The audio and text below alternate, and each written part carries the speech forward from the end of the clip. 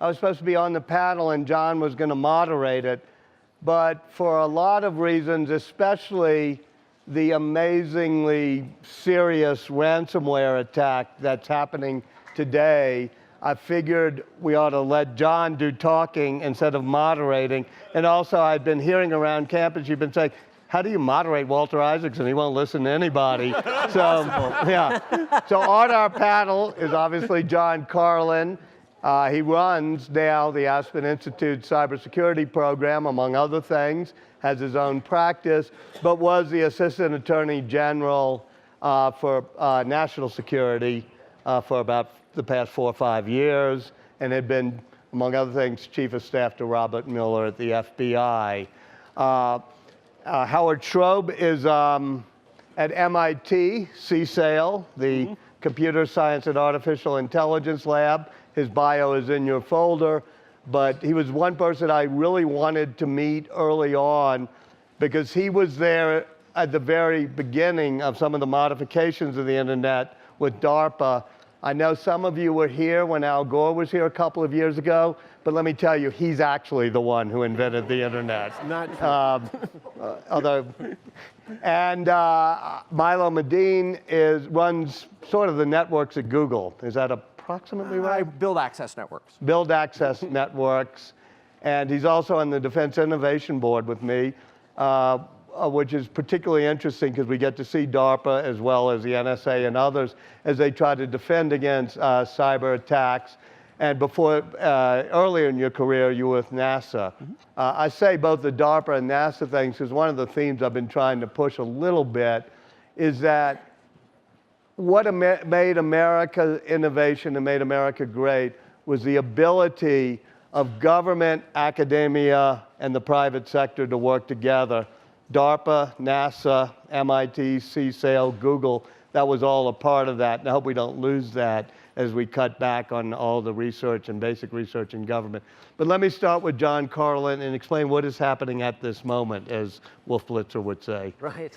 So it turns out to be good timing for a panel on Is the Internet Broken? Although the thing about current events is that I think any week over the past year, there'd probably be something similar. But this morning and throughout the day, there's reporting on a massive global ransomware attack that's hitting companies like giant multinational pharmaceutical companies. Merck has been hit, right? Merck is publicly acknowledged being hit, to places like Ukraine, who said that their software that helps them monitor Chernobyl, along with other software, has been hit. Ransomware, to give a quick definition, is a type of, it's used a little broadly, but essentially a lot of cyber crooks, nation states right now, they use a software that essentially will go into your computer, encrypt it, so you can't get anything that you value. And in an earlier version, that could be hospital records, so it could be life and death, could be your business records.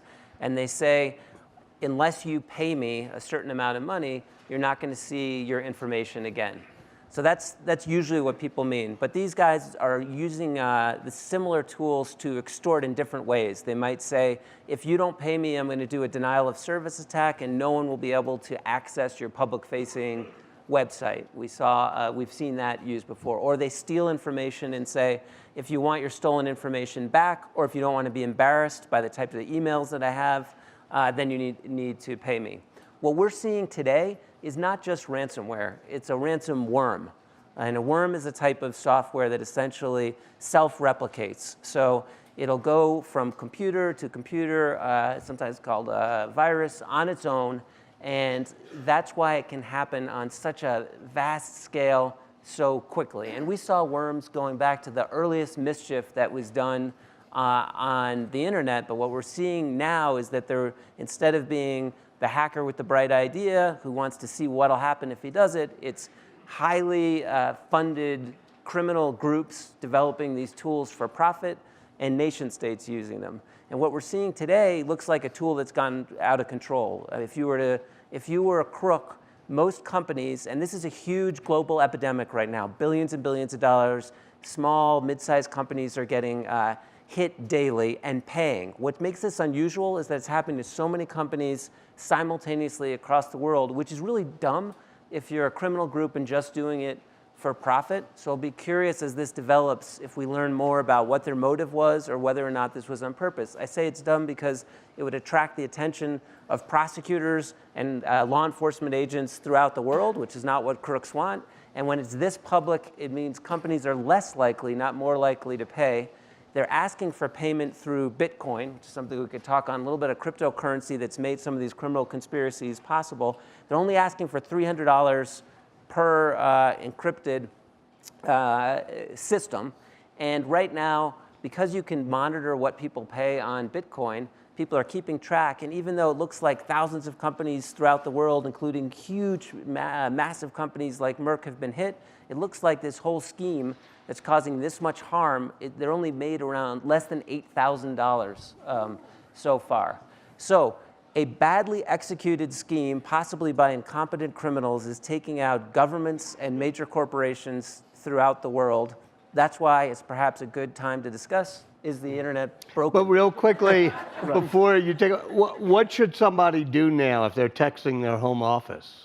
They, Run. yeah. I mean, unplug computer, I mean. Well, I mean, I ran the NASA internet back in the days of the Morris worm. And our site at NASA Ames Research Center in Mountain View was hit first, and I made the call to disconnect the field centers. So we turned off the network access at all of the rest of the NASA field centers, and that allowed actually us to patch those systems and fix them before they got infected. So but these days you can't really turn things off, right? You have to kind of fix the airplane when it's flying. But not all systems are vulnerable. This is a Windows-based attack. So if your enterprise doesn't use Microsoft technology, you're probably safe. That doesn't reassure half this room, but that's okay. Or, Sorry, John. or if you're up to patch level, you're also safe. Theoretically. So to go to answer your question, is the internet broken? The surprising answer for me is no, it's doing a perfect job of what it was designed to do, which was to relay information amongst computers. Unfortunately, the computers it's connecting are broken. And so it's important to use words the right way. If we say, is the internet broken, and we say, yes, that's our problem, we'll try to fix the network. And the network is a set of cables and routers that move bits along. There are problems in the design of the internet, but they're not the problem we have today. The internet is serving as an amplifier that allows things around the world to connect nearly instantaneously. And were the things that we were plugging in at the ends of that network, were they secure, we would not have a problem. The problem we have is that the machines we run today were designed in their essence a very long time ago when computing resources were very expensive and slow. And so they were designed in a way to maximize performance at the expense of everything else. In particular, at the expense of security, which was a non-issue when machines weren't connected because you couldn't do attacks at scale until the network came along and brought all these machines together. So step one is to focus our attention where it's most important, which is in the design of the hardware and software in the computers and phones and other devices that we rely on today through the internet.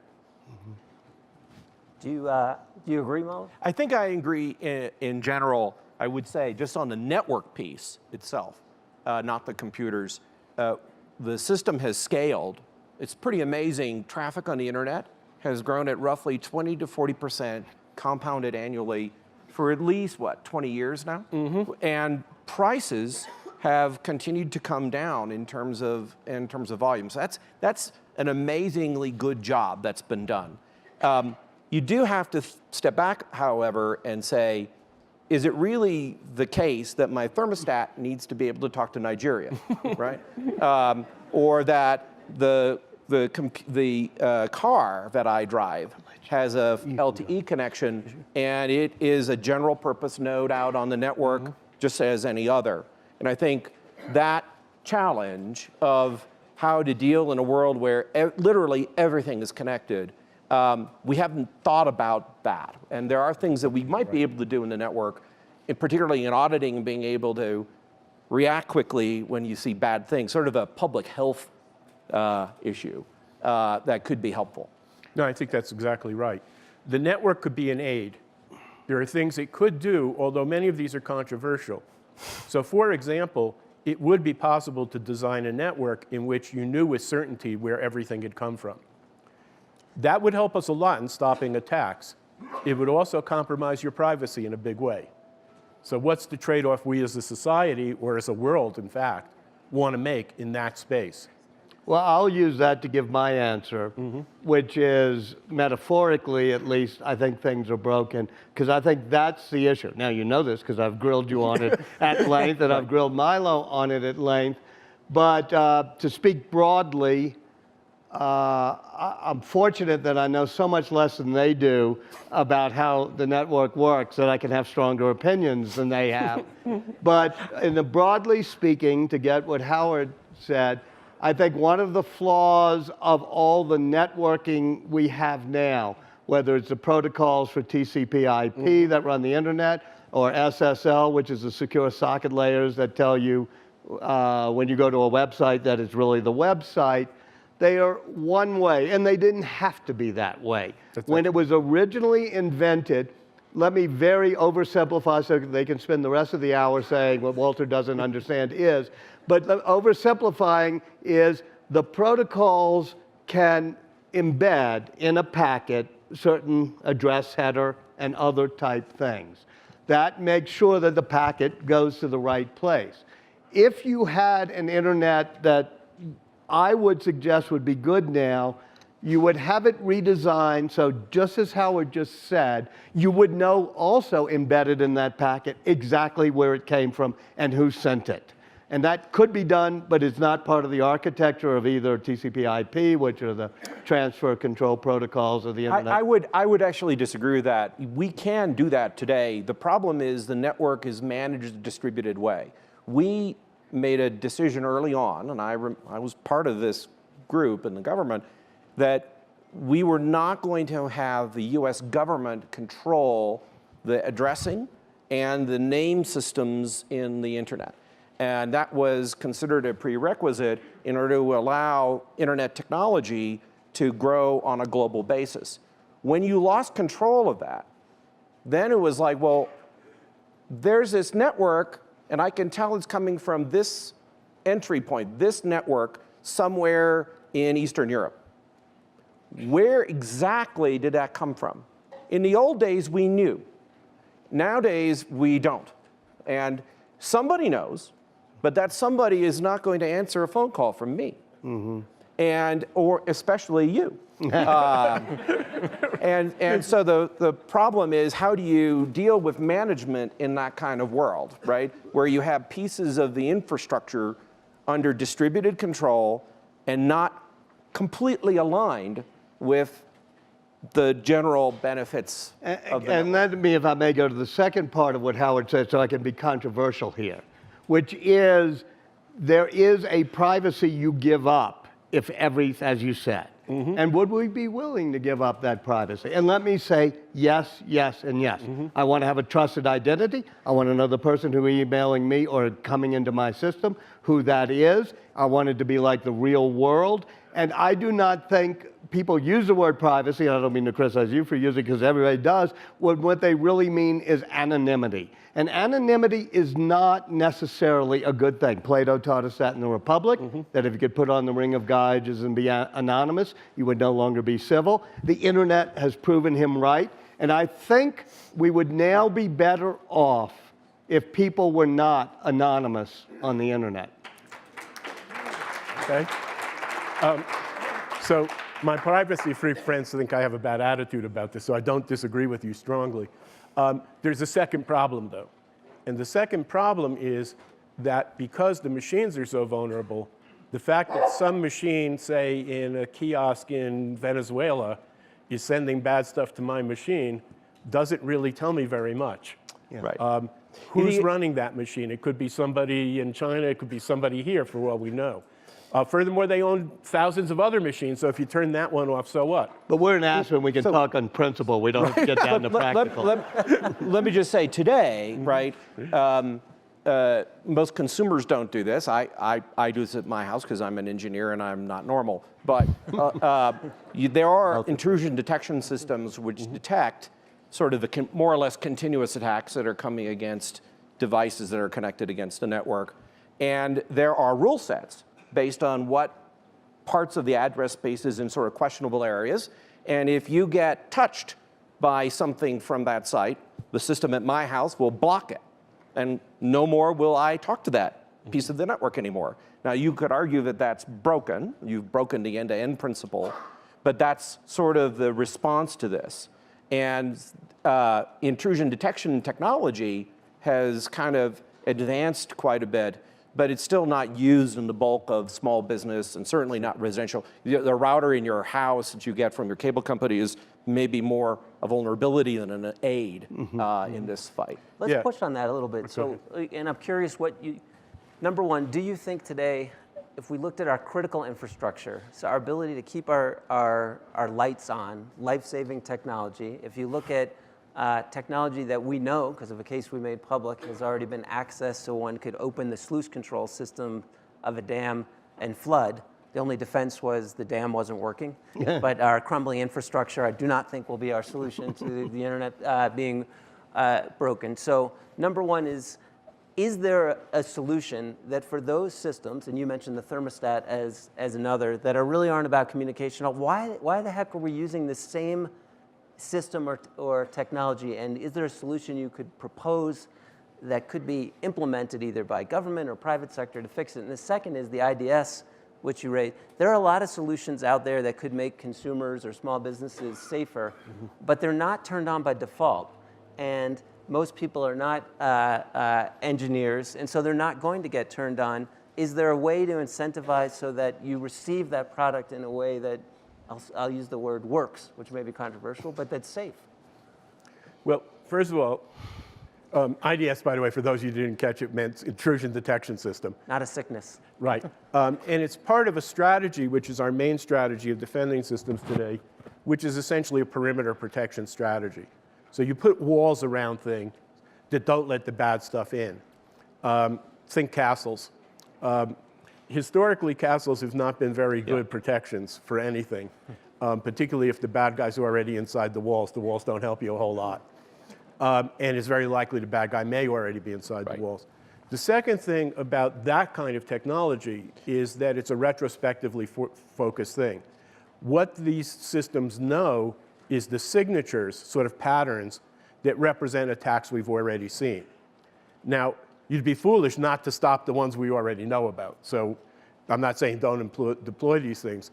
But the novel attacker, the creative attacker, will create attacks that will get past that.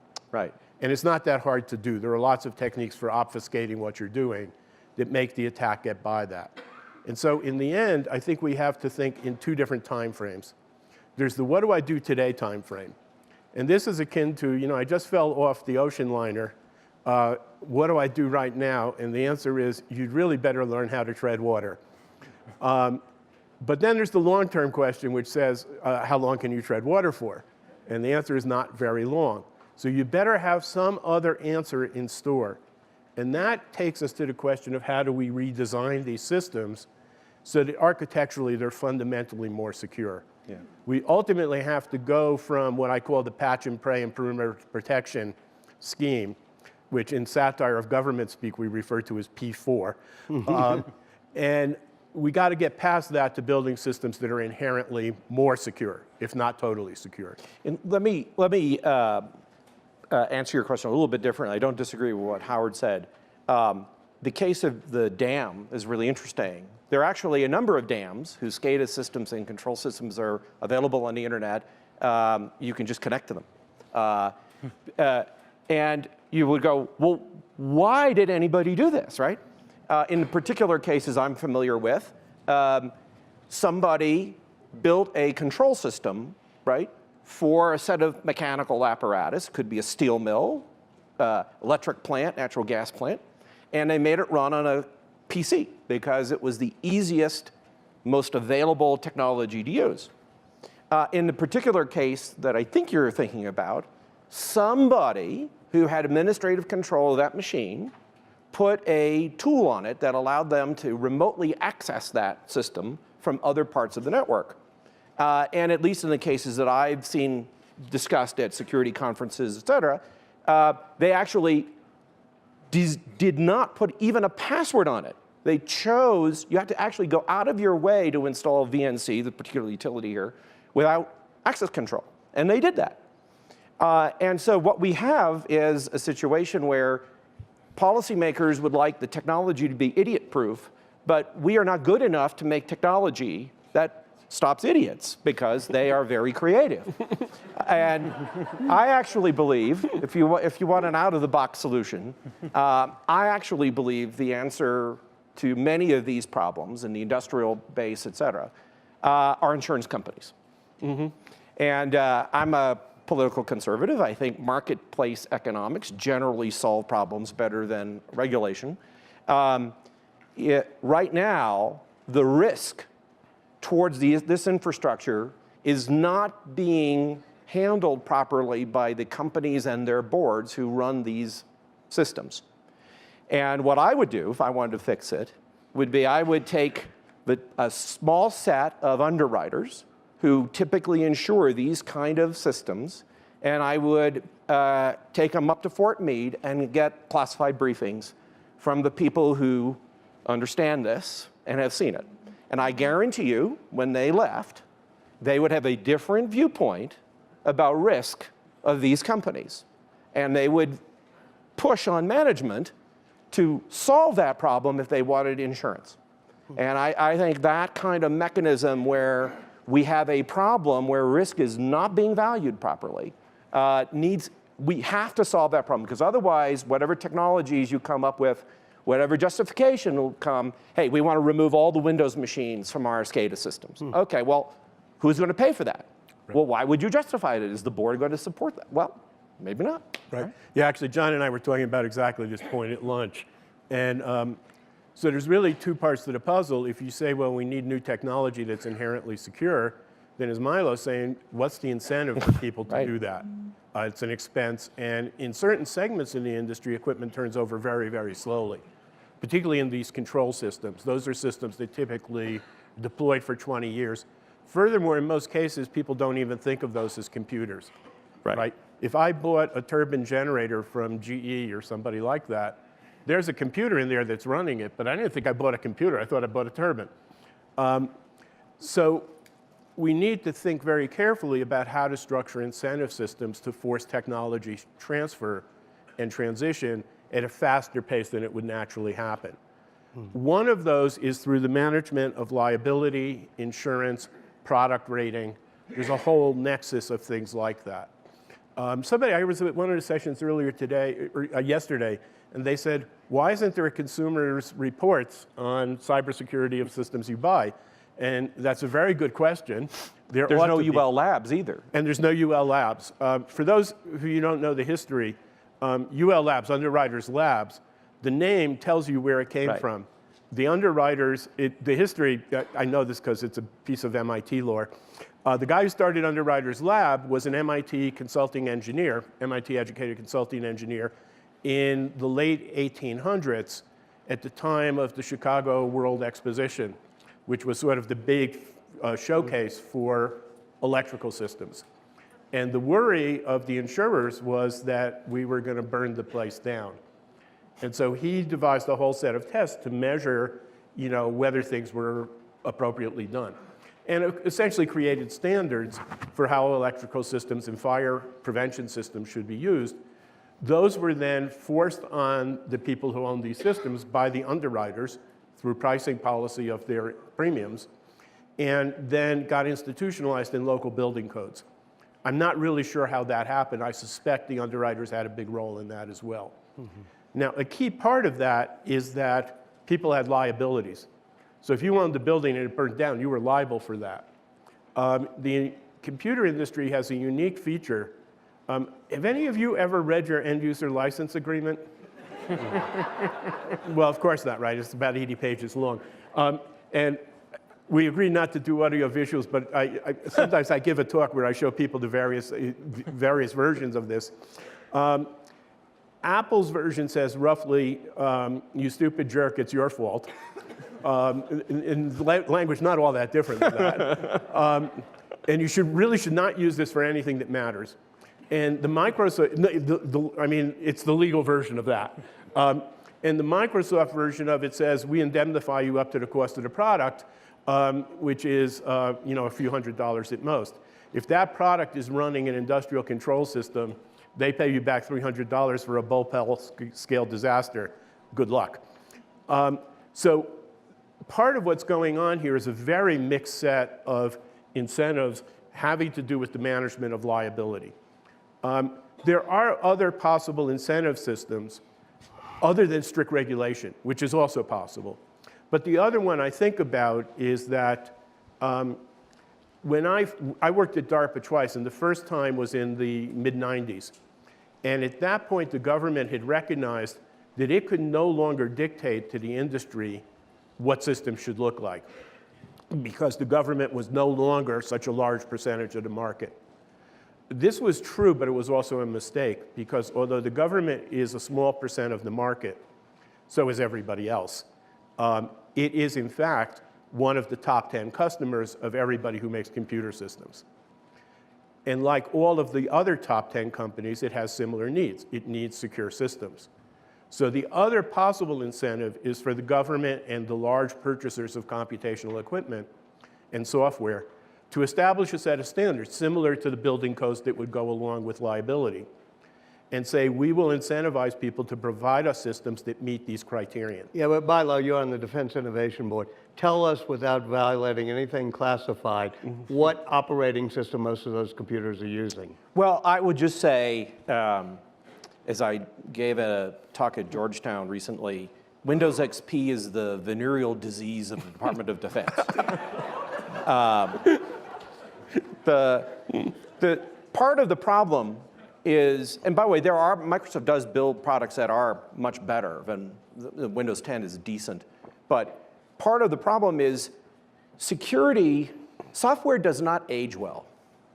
And so security is temporal. Something that is secure at one point in time, we find bugs later, and it turns out not to be secure. So you cannot think of it from the perspective of, I have a Windows XP machine that's involved in a Navy ship, right? And that comes as part of the ship, and you just run it, right? Well, it turns out these things are all networked. It's known to have a problem. It's no longer supported by Microsoft. Why does the DoD continue to leave these systems in place?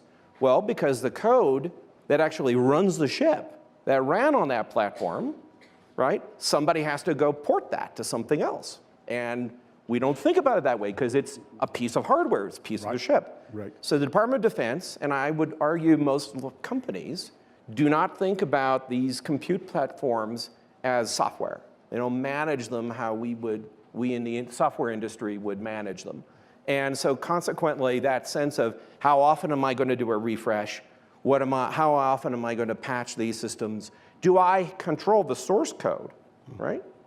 That system runs on, so that I, as a user, can recompile it and move it to a more secure platform. So these are all things that people have not done. I would also say there's a feedstock problem, which is the people who know how to do this, classic software engineers, and there are people who are trained. The schools and our university system does not produce enough of these. And so it's hard to go find people who have this kind of competence. And so when you don't have, doing the right thing is complicated technically, has a lot of sharp edges. You need people with skills who are good at this, and there are not that many of them in the market. And people like my company hire a lot of them. Can I bring this, I mean, I think everything you all have both said makes it clear that the end user, even if their insurance rates is not going to fix this problem. I mean, if the Department of Defense is still running Windows XP on its submarines, you can't expect Merck or whatever and say, blame it on the user. So I would love to try, if I could, to suggest that it's not just the systems and the castles and the moats and all that's broken. It's that fundamentally we have a networking system that has become more harm than good in our society, more harm than good in our politics, in our civil discourse, and in everything else. It's not just, oh, somebody can hack into something. It's the fact that having a network that so enshrines anonymity has allowed our democratic process to be undermined, our journalism to be undermined, our civil discourse, and we can't say, oh, the end user should read their insurance forms and fix it. I don't disagree with you about that. I would just say one thing that can be done is more aggressive use of cryptography. And so what do I mean by that? If you go to a website, google.com, you'll notice there's a little lock that appears, right? That's because through cryptographic technology, your computer has validated that the thing you're talking to is actually really Google. The same technology can actually work in the opposite way, where you can issue certificates and credentials onto user devices that identify who you are, right? And you can actually configure websites in ways that unless you present your valid credentials, you cannot talk to them. And in fact, Google uses this extensively in our for system. a general public and for every bank and doctor or whatever, a new, whether it's a layer of the internet or a secure layer or a different type of network where the user gets authenticated, not just the website gets authenticated? And if so, could you market that to people and say, this would be an easy, secure place to be? Well, first of all, we do that in a lot of cases, but in a stupid way, right? So, the first thing that happens when you go to many websites is it asks you to log in, right? So you have to present some secret that you know. Now, the problem with that is that secret can be stolen and counterfeited. But I'm talking about even on Twitter feeds and on comments on New York Times stories. Right. Or I can show you about 8 emails that tell me they've just lost their passport in Nigeria. I don't just mean big enterprises, how they authenticate. Right. How do we save our society? Yeah, so I think the answer to that, as Milo was saying, is that there are cryptographic techniques that we can use, and you could set up systems at the edge that would say, I won't talk to you unless you have authenticated yourself to me. Now, the trick to doing that on a large scale and doing it right involves a new piece of hardware that's relatively easy to imagine. It's a token, right? And the properties of that token is it has a private key for you that's unique to you that cannot be read and it cannot be overwritten. And the way this works is that little token, I send the piece of information I want to transmit through it. It comes out encrypted, and then I send it out. The receiver can prove that it came from you using your public key. So this depends on public key cryptography, which is now well established. So all that we need is that little device. By the way, Google, if you're a Google user, I'm not trying to be an ad here, but we have those kind of devices we're used. Yes. That's how we secure our own infrastructure. And for things that use Google credentials, you can use that to identify you. And so will you all pledge that next year you'll come back and everybody here, you'll give them something like a token that they can use? I will go find that out. The challenge, the interesting thing isn't is... it right, though? So you were talking earlier, you can't design, you can't make things idiot-proof. But just a show of hands, how many of you access something that you care about using a username and a password? So every single person here. And you would both say that that is not a secure way. Correct. Absolutely not. Absolutely not. So either Not this without entire some second audience factor being is an employed. idiot. You've called our entire group idiots. So, but then Well, either that's you didn't ask them if that was the only tool they used. Yes. But isn't that a structural problem where if you can access it through a username and password, you're not educated as to the risk, and you're not forced to use 2 factors that you're not going to. If John Podesta doesn't want to use 2-factor, you know, I mean, he had a system and he chose not to use it, right? Well, you say John Podesta, but we had the Macron campaign in France also compromised by the Russians when they were on full notice. We had, as you've pointed out, the Department of Defense. We had the FBI has been compromised, the Justice Department, OPM on a massive scale. Right. So I think if you're going to blame, if the solution is we need users to become really, really savvy computer engineers, we probably will not have a problem solution that works. This is a really important point. You have to get the edges off of the technology so that you don't need specialized skills to use it. Absolutely. And I think we are trying to do that with two-factor authentication in Android, with NFC tags, et cetera. I think part of the question is, there's always this trade-off of convenience versus security. And I think days like today make people in this room probably more willing to move that needle. And I think there is a societal issue here that you have to understand what is available to you. And there are techniques that can help. But I would also just say part of the challenge is, what we have to get out of the environment where we are constantly being attacked, constantly being probed, and nothing bad ever happens to the people who generate this. Because the problem is the internet compresses distance. Your house is now next door to 4 billion other homes. And every one of those 4 billion households, somebody can walk into your yard. That is what the internet is. It's done an amazing job of that. But if somebody were to come into your yard and steal something, you would have an expectation that there would be some punishment. And good luck trying to call up law enforcement in your city. Hey, just got my IDS showed an attack from Ukraine against my firewall. What are you going to do about it, right? So that's the question for you guys. Yeah. So this is part of a way of thinking about what would discourage attackers. Attackers don't attack because some of them do attack because it's fun. But fundamentally, the big problem we face is not people are just having a gas at it. It's that people are trying to make money or reap value of one kind or another. In the case of international affairs, the value may not be measured in money, but in terms of relative prestige and capabilities of the countries. It takes effort to build an attack, and it takes time for that attack to be successful and penetrate. And having penetrated, it takes time for that attack to escalate enough to actually reap value. And so there are really, if you think about it, there's sort of a curve that looks like this, an S-shaped curve, which represents the value gained versus time by an attacker. And to the extent that we're defending systems, there's an inverse S-shaped curve that goes, I detected it, I have some capability of ameliorating what's going on and limiting the value the attacker can get, and I have some ability to clean things up.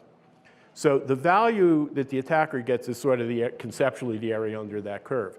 He has to weigh that value against the effort he's putting in.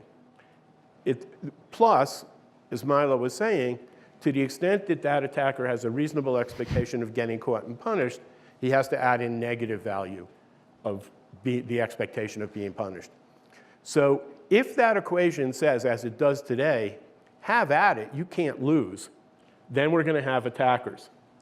And in order to discourage attackers, we have to think systematically across every part of that design space.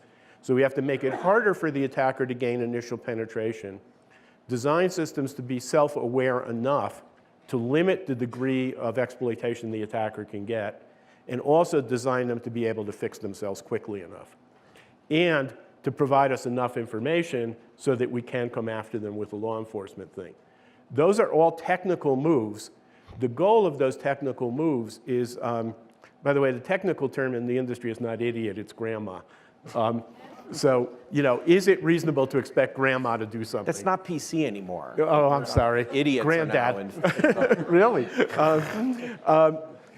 So it isn't reasonable to expect the end users to be the main carrier of the burden here. What we need to do is design systems that, on that whole calculus, are not attractive targets. And this is just to sharpen some of the responses or the solutions.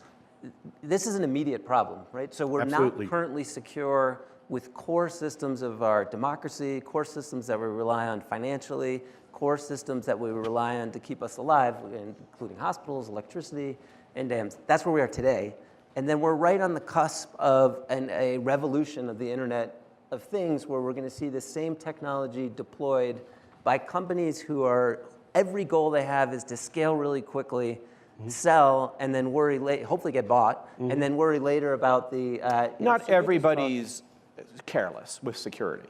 But some companies do, like at Google, every product go through security operations review. Yeah, Well, I'm but glad we've particularly now heard that all Google products will be secure by we have plenty of our design. own problems. Yeah. No, but Trust me. putting Google aside, it's not really, that's a huge company who has a reason to care about its brand. But where we're seeing the new devices, whether it's pacemakers that are getting put into people's hearts, new commercial drones, the entertainment system on vehicles that are on the road already and had to get recalled because they had a vulnerability. How do you fix the security by design problem before those products are all rolled out? And I think this is a very sore part of the whole picture, because if you ask who's making those systems today, the bulk of them are made by low-margin, high-volume manufacturing companies in South China. And they're not investing in anything. So you look at the software suite that's running on those machines, this is very thin application veneer. Everything else is open software that you can grab for nothing or steal for nothing. And expecting that to provide you any modicum of security is just not going to happen. So again, the question is, how can we restructure things so that even those companies would be building in more secure systems? And one answer to that is, why don't we build one and just give it away?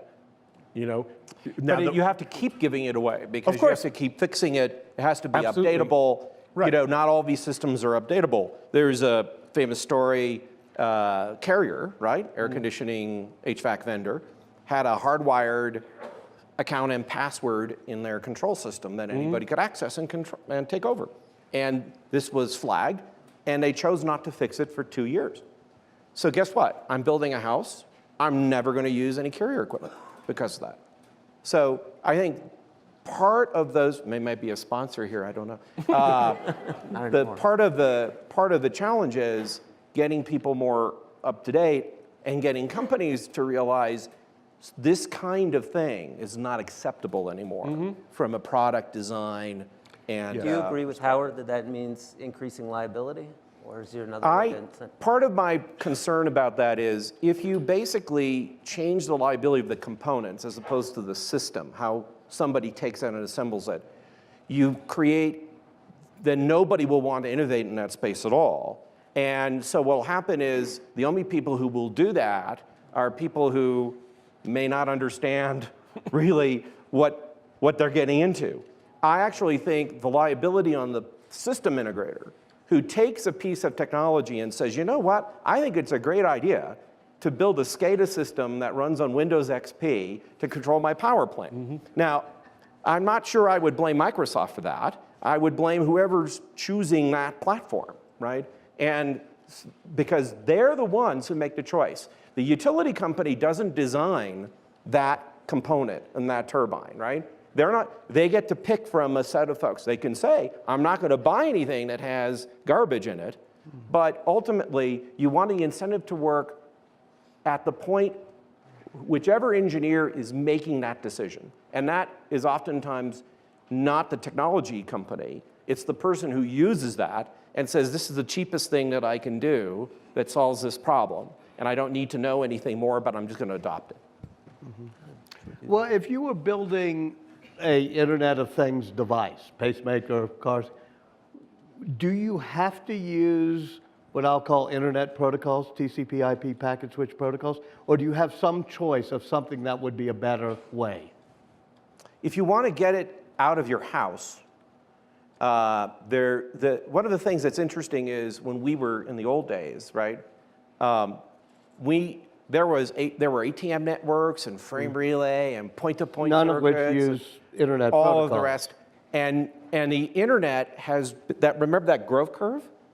that has destroyed the cost structure of every other network. Right. And so basically, there's really only one network you can use, and that's the kind of normal So my internet. question would be, But you can build it in a way that segments it so that, for example, the cloud may be one of the key technologies that helps solve this problem. In the old days, you would have all these different companies and they would have individually managed systems, right? And what are the odds of all of them getting that right? Now, whether it's Amazon or Google, et cetera, being able to have that in a large, cost-effective resource that has great security people and technology and interfaces that are designed to operate in the connected world.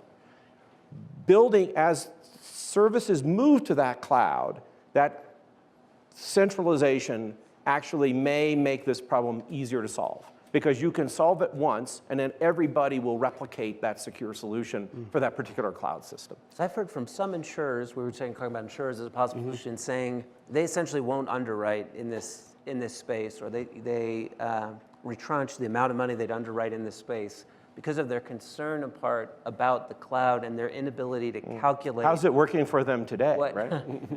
And I'm curious what, if you agree on the cloud, and if it was, if you centralize, there could be advantages on security, but then the scale of a problem could be cataclysmic, right? That's right. And so how do you do that? And that's their fear. Right.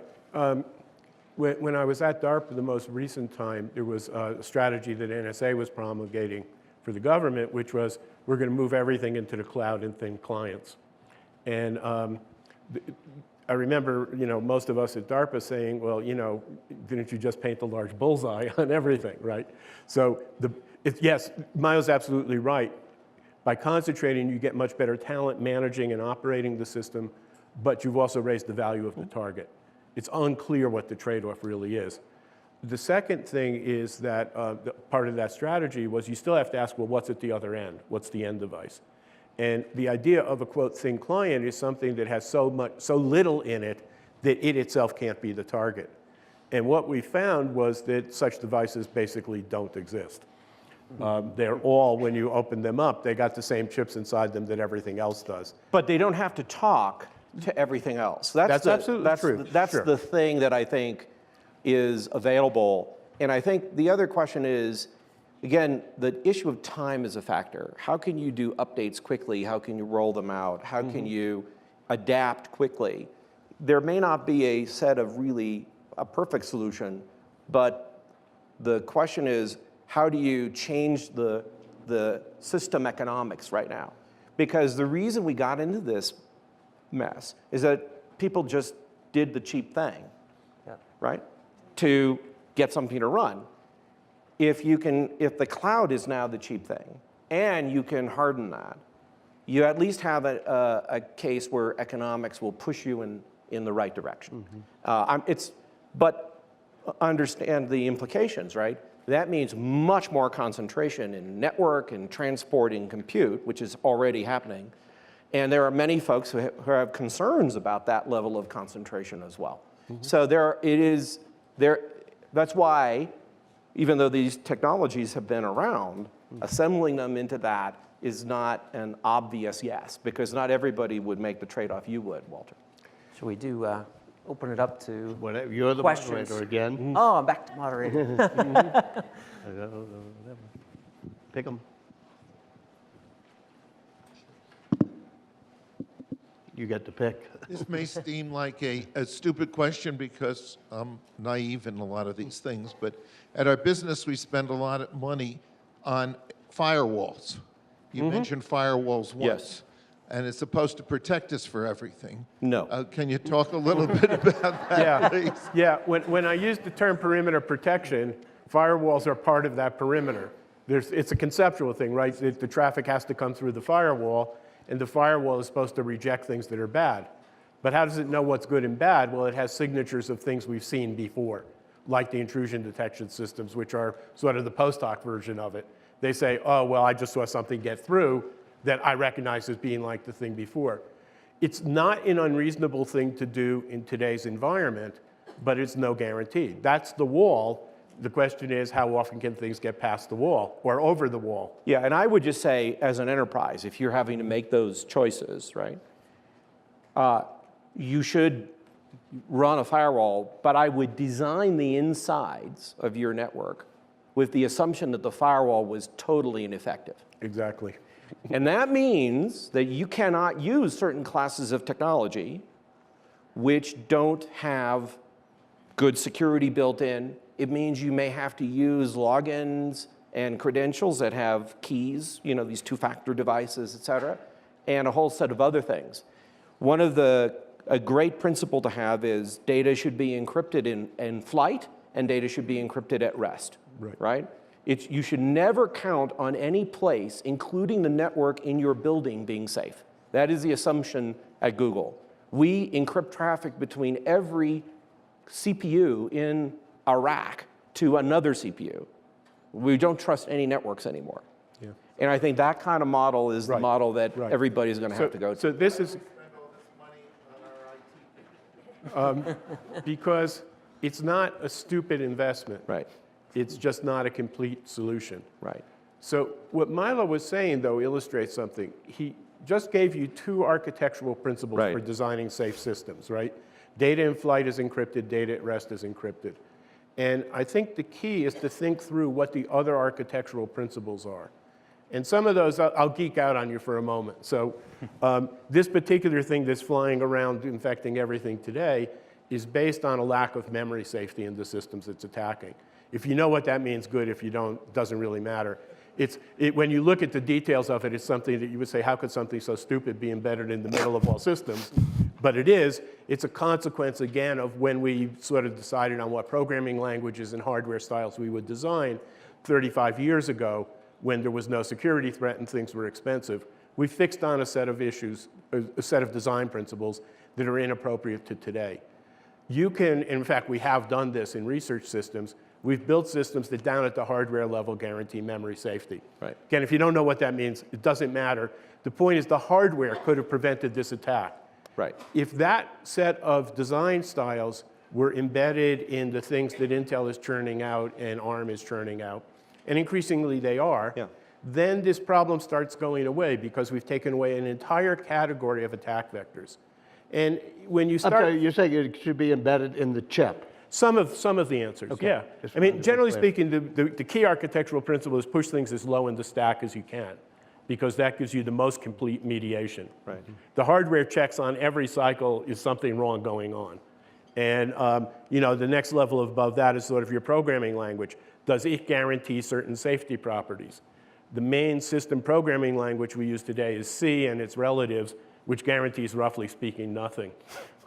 In fact, I was teaching a course this past term. It's the first time I taught it. It's an introductory systems class, and a part of it is on security. And when I showed kids an exploit, they looked at me like I was a Martian because they had no idea that the language that we use for programming systems is so ill-structured that it allows you to just violate any convention you would think of. So the second thing is we should be thinking about using safer languages in cases where you can use those. Now that means rewriting a lot of software, and you know there may be technical tricks to make that simpler. You know, a third principle that we've already talked about is this idea of multi-factor authentication. So anytime you make a claim that you are something, there should be some second factor that's guaranteeing those. If you just take those few sets of big architectural principles and we enforce them uniformly, which could happen as systems change over time, then we have removed a lot of the attack space. Yeah. In a really fundamental way. What we're doing today instead is chasing each new exploit, which is based on the lack of these architectural principles. So the final thing I wanted to say about that is if you think about things that way, then you've given the insurers, the underwriters, a vehicle for thinking about what the risk exposure is. Because they can say, okay, in effect, there's a building code. You have to obey these principles. If you can give us evidence that your system is obeying those principles to some degree, we can now rate your risk. If you can't give us that evidence, we know you're not doing very well. Yep. The one other piece of incentive we didn't talk about much was this idea of product rating. So again, if grandma's going out to buy something, and grandpa, me, I'm not actually a grandpa, but I'm old enough to be. I look in consumers' reports to see, what they think is the best product, because they know how to test things. And were there an equivalent of consumer reports, and maybe they'll get into this business, that rates things on security, cybersecurity issues, then the average consumer could go and make an informed decision of, okay, I can buy this thing and it costs that, or I could buy this thing which maybe costs a little more, but CU tells me that I'm going to be a whole lot safer running this than that. And there has That's been a huge discussion effect. of the government essentially setting a standard for certification. Yes, right. It's, yes, ma'am. For sure. Earlier, you said that the current criminals, the kidnappers who want a ransom, have collected $8,000. How do you know that? So, there. And excuse me, and did they release the kid? In this case, the currency.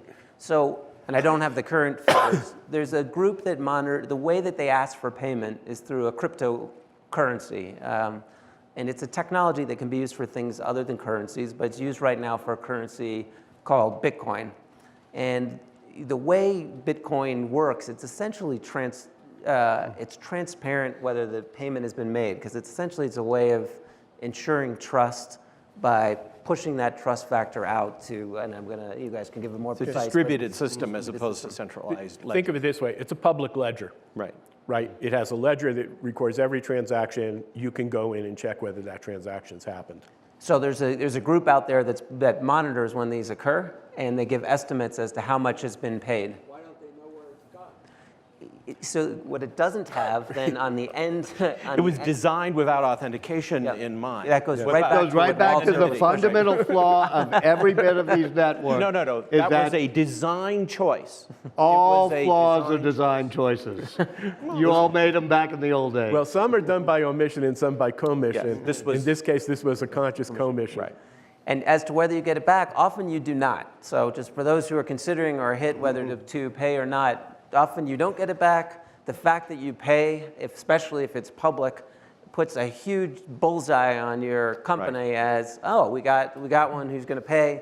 Let's go hit them. And we see a massive number of other criminals and other groups start targeting that targeting that company, which is one reason why so few are probably. The other thing is, the WannaCry literally, they could not tell the way their software was designed if you paid or not. So it was just, it was not true. We don't when know they that asked. that's true for this We don't one. know yet for this one. Yeah. So another architectural principle this raises is backup frequently. Yeah. And have backups that are disconnected from the same network that the primary source is on. So I'm just curious, given the last attack, I believe, as well, was also a $300 ransom figure, I think. Given the low amount of that figure, relatively speaking, to what they're doing, is there any thinking that these attacks have some other purpose rather than just making money? Well, first, I wouldn't do it just based off the low amount, because I think often criminal groups use the low amount on purpose, and they do that so that they stay below the radar, and they can keep hitting companies with poor security practices who aren't going to report. It's a safe, comfortable way to make a criminal living. But to your question, yes, we absolutely need to explore that there might be another motivation. We've seen a terrorist group who hit a company inside the US, real case. They asked for $500 through Bitcoin. And actually, they were crooks. They wanted $500. On the back end, they had hooked up with one of the most notorious terrorists in the world at the time, a man named Junaid Hussein, who was located at the heart of the Islamic State of the Levant in Raqqa, Syria. And why he wanted the names and addresses stolen from this trusted retail brand inside the United States that consumers trusted their information with wasn't for the $500. He used it to create a kill list. And then he used Twitter to say, kill these people by name and address where they live. And that type of blended threat where the crooks are getting together with terrorists and with nation states is on the rise. The other thing with these attacks that we'll have to explore is was there a nation state behind this who was exploring the use of a tool that they wanted to use not just to make money but to cause harm that may have gotten loose before they intended to use it. And that's a theory on WannaCry. But I think it's also the case you should think about every time one of these happens, you see the mechanism of the reaction, how many systems get infected, what the vectors of response and how quickly they spread are. It's not unlike trying to go build an ICBM. You do multiple flight tests with dummy warheads before you put one on that is live. And I think we may end up seeing increasing levels of capability with these exploits as long as these problems are not fixed. Every time a major company gets hit and it's public and systems go down, people know that the technique is still effective. And that allows them to combine that with other techniques to do even more damage. And I am concerned, given WannaCry, now we have Petya and what is next. If people pay, if the systems still don't get patched, if data gets released, you're going to incent even more people to get into it. I think there were some claims made about this attack that in addition to the ransomware, it was also stealing credentials. Yes, it was stealing Windows domain credentials, login credentials for Windows networks. We're going to have to wrap. Maybe time for one more, one last question. Yes, ma'am. 2 questions. What are your thoughts on LastPass, and what are the implications of, like, Morgan Stanley Dean Witter makes me change my password every 6 months, so if I do LastPass, what are the implications for that with companies that make you change your password? And secondly, for any of you guys who can answer that, a few years ago, one of my IT guys put an anti-ransom software on my computer, but I now got a Surface Pro 4. I don't remember what that was. Is there anything I can put on to protect myself from ransom software? I would say changing passwords periodically is a good thing, but the real issue is two-factor. If you do not have two-factor, right, you tend to use, even if they're computer-generated passwords, it just becomes less and less manageable. And I won't speak about LastPass as an entity. Having things that you have to look up somewhere else or write down, or may not be that bad in the current state of affairs. But the right answer is two-factor, multi-factor authentication. And I think on the virus side, the Symantec's and the Kaspersky's, et cetera, they evolve rapidly. But it would be nice if you actually if you could use a platform that didn't need it. Yes. And that's ultimately the goal we're going to have to go get to. And right now, there isn't a program that can assure you, this goes to the same questions before. Right now, if you have an internet-connected system, you're not safe. You have to think about what would happen when it gets penetrated and how you could be resilient. If you're Walter and you're writing a book, have you hit print lately, or do you have it on other devices? But for what your business is, think through how to be resilient. We're going to have to wrap with what's been a fascinating conversation. And I'll end with one tease. We clearly did not solve the problem of the internet today, but the Aspen Institute, we're starting a new program on cyber and technology. There'll be a conference on October 4th, and we hope to come up with solutions. So thank you. October 4th at MIT, Boston, other places. I saw Howard there. But John will be running it. Sign up. You'll hear everything.